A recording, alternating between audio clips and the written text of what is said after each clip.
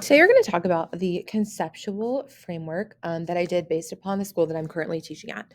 So, if we look at this slide right here, I currently teach at Black Elk Elementary School. So, we are a school located in Southwest Omaha at 161st and Harrison Street.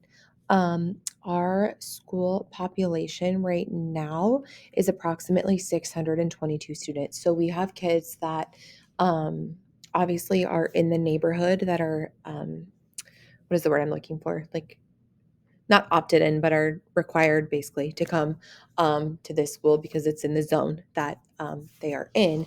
We also have a lot of students who opt in from other communities and other neighborhoods um, due to our IB program. We see a lot of students of like the um, Indian population that come over from different schools to be a part of the International Baccalaureate program. So that's kind of also why our attendance is a little bit higher and our class sizes are a little bit bigger. Population wise, we're sitting currently at 51% female students, 49% male students, 32% minority student enrollment, which has gone up over the years. I've been here for 11 years, and when I first started, that number was, gosh, maybe like 15%. So it's gone up quite a bit. And then 26% economically disadvantaged students. So those would be the kiddos that are on, like a free and reduced lunch program. On the next slide here, it was just kind of a screenshot that I got off of our website.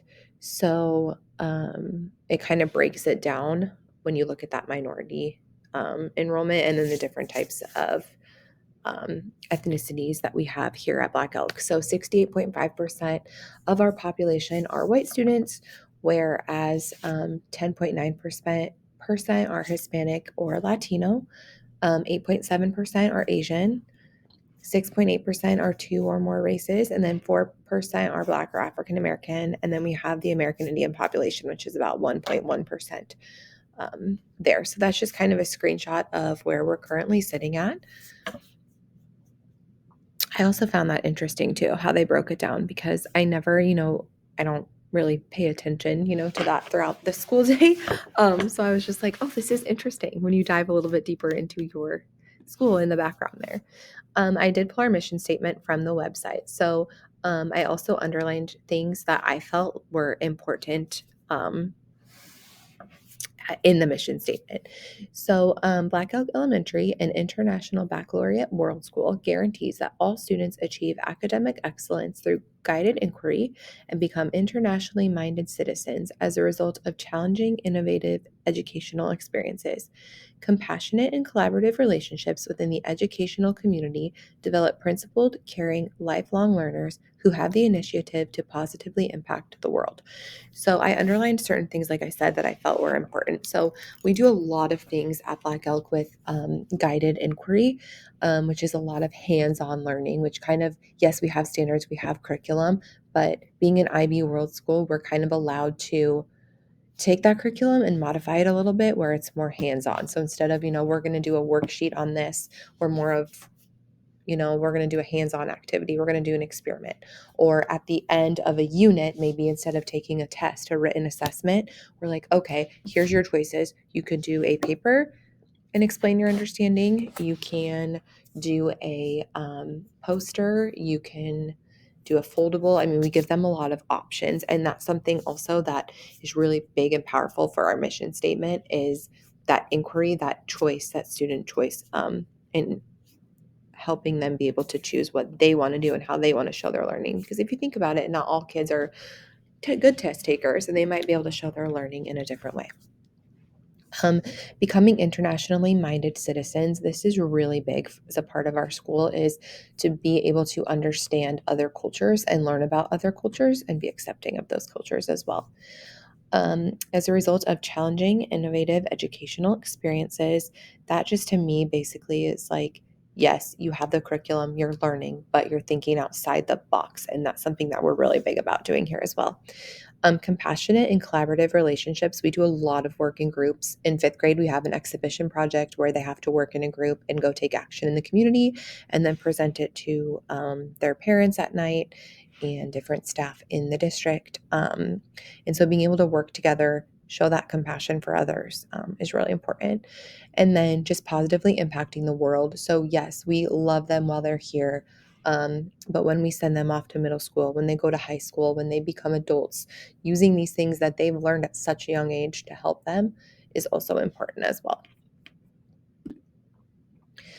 Just some of our school goals. So I kind of talked about those, but the academic excellence, promoting excellence through guided inquiry, that hands-on learning, accepting and learning about other cultures with that international-minded citizenship.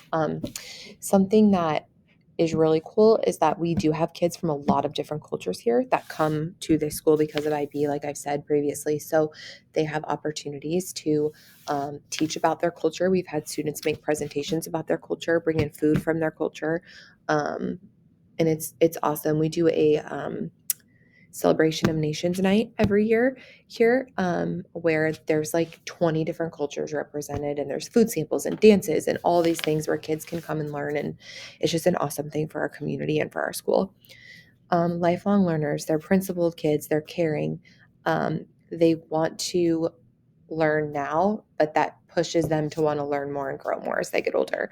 And then just positively impacting the world in their community. And that's something, especially in fifth grade, that we're really big on, like I said, with our exhibition projects, um, being able to, take what they're learning and help other people, and go make a positive change.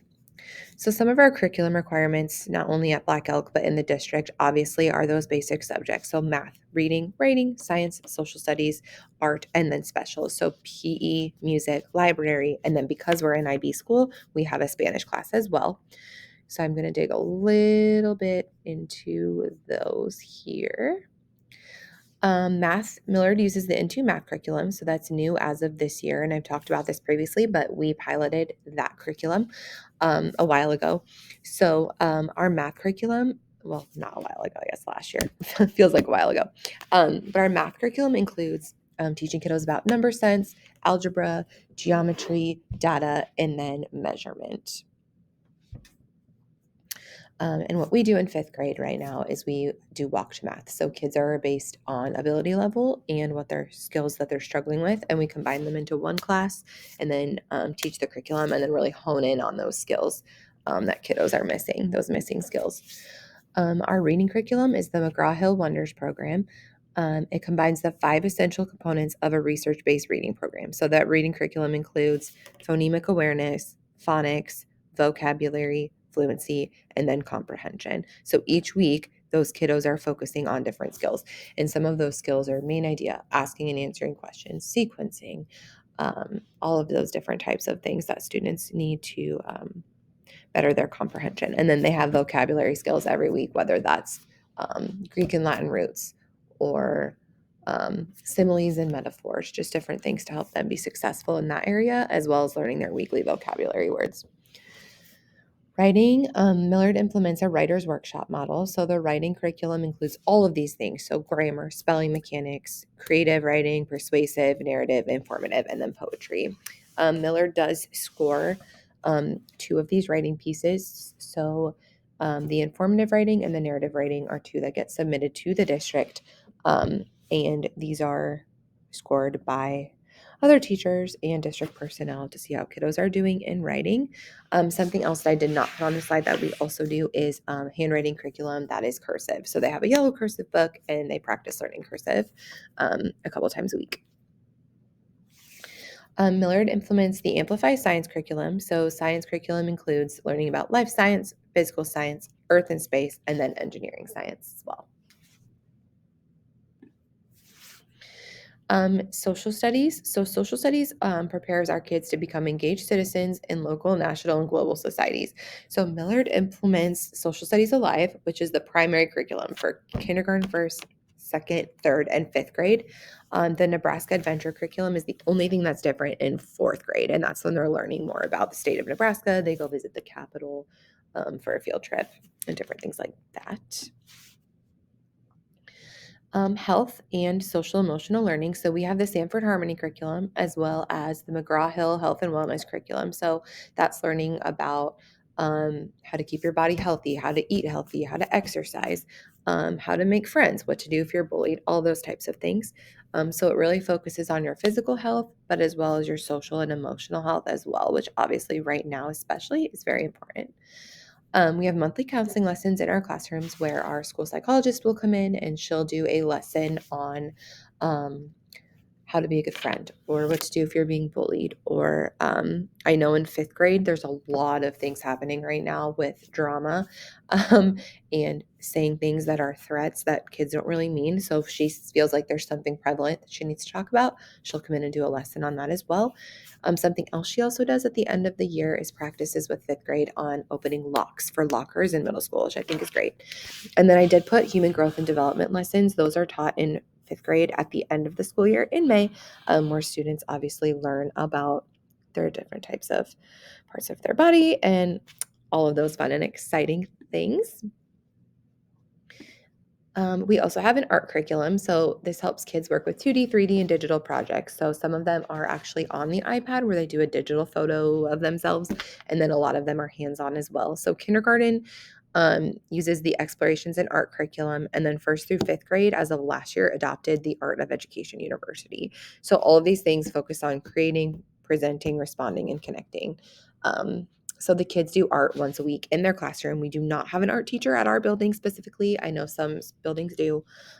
We do not, but we teach art ourselves as the teacher.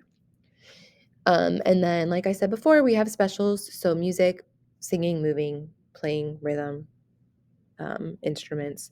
PE focuses on skills, knowledge, active lifestyles, fitness, but also that behavior and awareness, how to work in a team, which is really important as well. The students go to library once a week. They're able to check out library books, learn about different areas of technology as well with our librarian. And then because we're an IB school, students start learning Spanish as early as kindergarten as a second language. Now, obviously, they're not fluent in it, but they can pick up on different things, which is awesome for our kids here that do speak Spanish as their home language.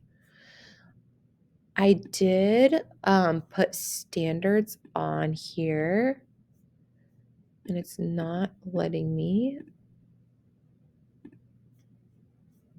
jump to the link necessarily.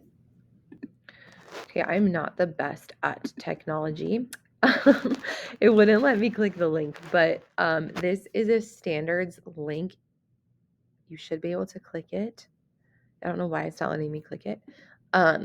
However, this is a link to Millard's standards page. So I don't know why it's not letting me click, but it should let you. When you go into it, it has all of the conception or the frameworks for every subject. So it lists all of the standards out for each subject area. I've like tried 3 different ways to get this to work and it's not working. So I'm still learning my technology, but that's okay. But if you click this link, it will take you to Millard's website and it is fantastic. It literally breaks down every subject, every standard level as well. We do have a special education, obviously department, but I used to teach SPED for 8 years here and I loved it. But our special education program's vision is that Millard obviously values all students. Their special education program is using a specifically designed instruction model to enable students to make educational growth as engaged learners. And then special education and related services are provided to eligible students who have disabilities, so from when they're born up to age 21. And something that's awesome too with Miller's special education program is they go into the home as early as when you're an infant, which is great. I have a friend who has kiddos with special needs, and Millard has been a part of that family going into the home since the kids were about 1.5 years old. So that's awesome. And then any student who qualifies for special education will be placed on an IEP. This carries them through, obviously, age 21. And then our school also has an ELL program because we do have a lot of students coming over from different areas of the world, which is awesome due to us being an IB school. Their vision is to provide English language development instruction to limited and then non-English speaking students. So those kids that do not speak English at all, which is actually prevalent. We have a lot of kids that come in that don't speak English at all who are from like Afghanistan. So our ELL teacher works with them. And then it is the goal of the program to assist students in becoming full participants in the Gen Ed program. Here's my visual model that I made. So at the bottom, I kind of layered it. So the mission statement, the goals, and the standards. So these are all a piece. What is your school's mission statement that tie into the goals of your students, and then the standards that drive that instruction. Then once you have that layer, you have your achievement and your assessment. So how student achievement is based on how well students are understanding and adapting to the curriculum. And then the goal of the assessment is to collect data on students' understanding of the curriculum that they're being taught. And then the final outcome ties all of these pieces together to promote student excellence within the building. And then here are my APA citations. So all in all, I really enjoyed this project because I actually got to learn a lot more about my school. And even though I've worked here forever, I haven't really dug into things. So I thought it was awesome. So hopefully this was helpful, and have a great day.